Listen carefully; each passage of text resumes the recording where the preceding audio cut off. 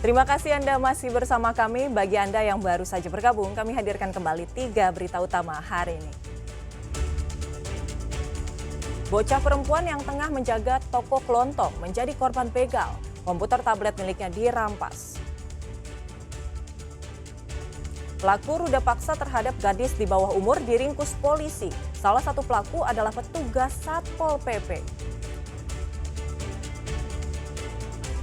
Kecewa kinerja wasit lokal, PSM Makassar meminta agar sisa laga Liga 1 musim ini dipimpin oleh wasit asing.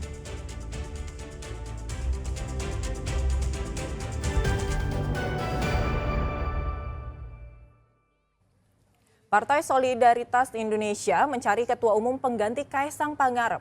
Kongres akan dilakukan di Solo, Jawa Tengah. Benarkah Presiden ke-7 Republik Indonesia, Joko Widodo, mempertimbangkan untuk maju?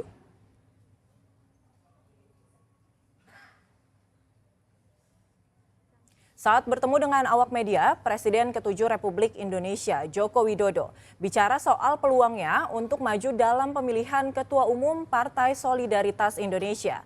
Saat ini Jokowi tengah mengkalkulasi kemungkinan menang atau kalah. Jika maju dalam pemilihan, Jokowi yakin tidak ada calon lain yang ikut mendaftar, termasuk Ketua Umum PSI saat ini, Kaisang Pangarep.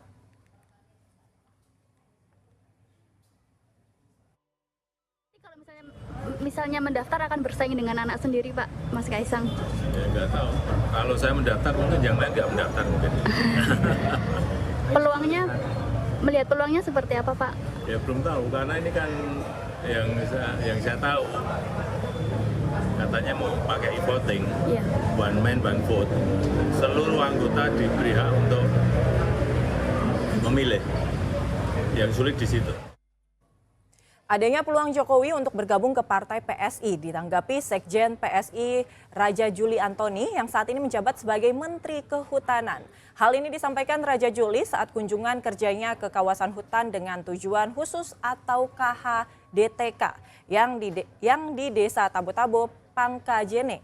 Tokoh Sulawesi Selatan Rusdi Mase juga digadang-gadang akan bergabung ke PSI.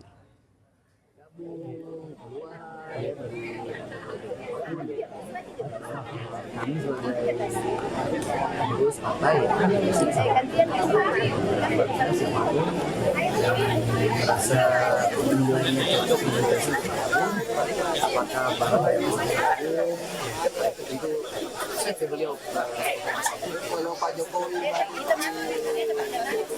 tanya ke Menteri Kehutanan Raja Juli Antoni datangi kawasan hutan Tabo-Tabo di Pangkep. Dalam kunjungan itu, Raja Juli menegaskan kemajuan Indonesia dalam mengurangi risiko kebakaran hutan.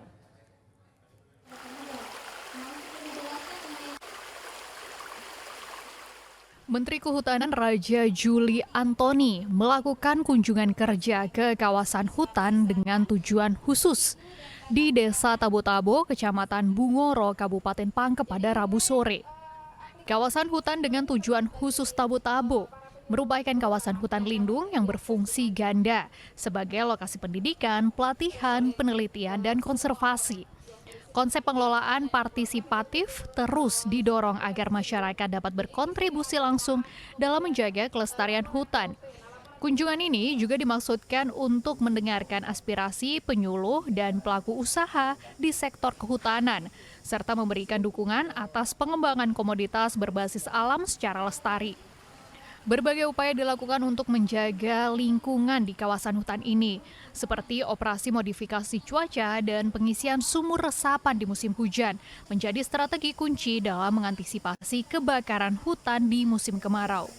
Fungsi edukatif di kawasan ini juga akan diperkuat sebagai laboratorium alam, tempat generasi muda nantinya dapat belajar langsung tentang isu perubahan iklim dan pengelolaan lingkungan yang berkelanjutan. Stakeholder di pusat sendiri kan banyak, ada BMKG, sekarang sudah mulai melakukan operasi modifikasi OMC.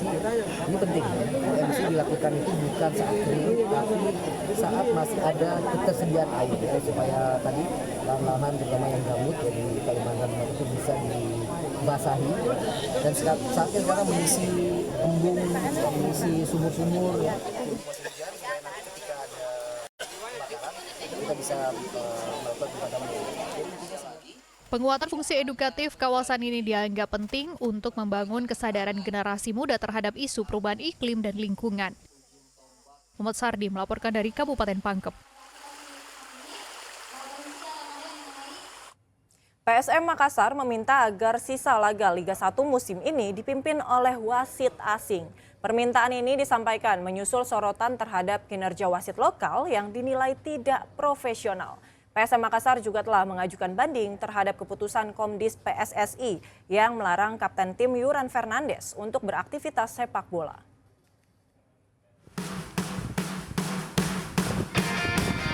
Para pemain PSM Makassar masih giat berlatih mempersiapkan laga kontra Barito Putra di pekan ke-33 Liga 1.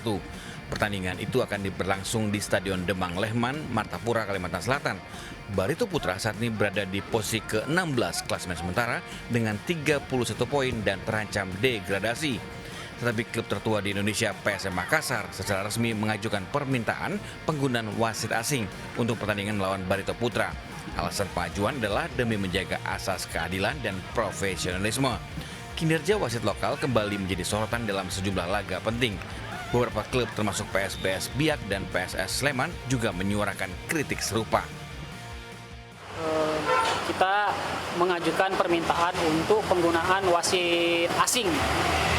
Seperti penggunaan wasit asing pada pertandingan Persebaya melawan Semen Padang di pekan ke-32 kemarin. Di sisi lain, Kapten tim Yuran Fernandes tetap mengikuti latihan meski dijatuhi sanksi larangan beraktivitas di dunia sepak bola selama 12 bulan oleh Komisi Disiplin PSSI. Secara resmi telah mengajukan surat untuk banding. Jadi ya, kita tunggu saja. Mudah-mudahan statusnya bisa cepat kita ketahui dan setelah kita tahu apa putusan bandingnya, kita bisa ambil langkah selanjutnya untuk Yuran Fernandes. PSM Makassar memastikan proses banding telah diajukan 3 hari lalu dan berharap keputusan dapat diambil secara adil dan profesional. Pemain internasional ini masih terikat kontrak hingga akhir musim 2025-2026 bersama PSM Makassar. Muhammad Sardi melaporkan dari Kabupaten Goa.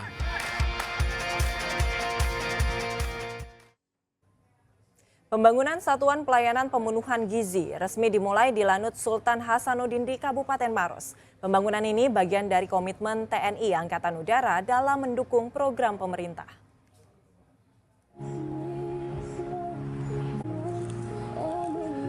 Di lokasi ini nantinya akan dibangun Satuan Pelayanan Pemenuhan Gizi. Lokasi ini berada di Pangkalan Lanut Sultan Hasanuddin, Kecamatan Manda, Kabupaten Maros. Pembangunan SPPG ini menyasar sekitar 4.500 hingga 5.000 siswa dari berbagai jenjang pendidikan, mulai dari TK, SD, SMP hingga SMA yang berada dalam radius 5 km dari lokasi. Satuan Pelayanan Pemenuhan Gizi nantinya akan mampu memproduksi hingga 5.000 porsi makanan bergizi setiap harinya, sekaligus menjadi pusat edukasi untuk pola makan sehat dan seimbang masyarakat. Pembangunan ditargetkan rampung dalam waktu 1,5 bulan dan dijadwalkan mulai beroperasi pada 22 Juni mendatang. Pelaksana pemenuhan gizi yang mana bahwa tujuannya yang pertama adalah TNI Angkatan Udara dan khususnya Lanut Sultan Hasanuddin turut ikut mensukseskan program pemerintah dalam rangka mendukung menciptakan generasi muda yang sehat, kuat, dan berdaya saing tinggi untuk menyongsong Indonesia Emas 2045. Ada berapa sekolah nanti Pak yang di-cover? Rencana yang sudah kita inventarisir di sekitar 5 km ini ada 4.500 sampai 5.000 siswa. Diharapkan kehadiran Satuan Pelayanan Pemenuhan Gizi mampu menciptakan generasi yang lebih sehat menuju Indonesia Emas 2045. Insya Allah nantinya kita akan... Raisa Habu melaporkan dari Kabupaten Maros. Ya, laporan tersebut mengakhiri berita Makassar hari ini. Jangan lupa pastikan Anda subscribe channel YouTube Liputan 6 SCTV Daerah. Saya Gisa Febila berterima kasih atas perhatian dan kebersamaan Anda. Selamat beraktivitas dan sampai jumpa.